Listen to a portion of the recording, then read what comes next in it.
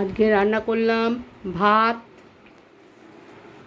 নিম পাতা দিয়ে ঝোল, এর মধ্যে দিয়েছি রাঙা আলু, এমনি আলু, বেগুন, ঝিঙে দিয়ে নিম পাতা দিয়ে ঝোল।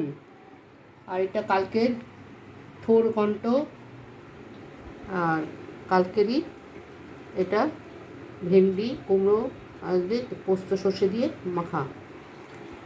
আর আজকে রান্না করলাম স্পেশাল রান্না চিকেনটাকে লেবু,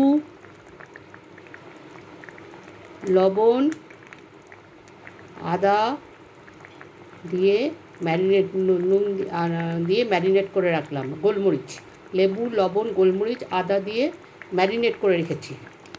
এবার পেঁয়াজ রসুন দিয়ে পেস্ট করে নিয়েছি, আর দই দিয়ে কাজু দিয়ে আর একটু এলাচ দারচিনি দিয়ে পেস্ট করে নিয়েছি। এবার কড়াইয়ের মধ্যে তেল দিলাম, তেলের মধ্যে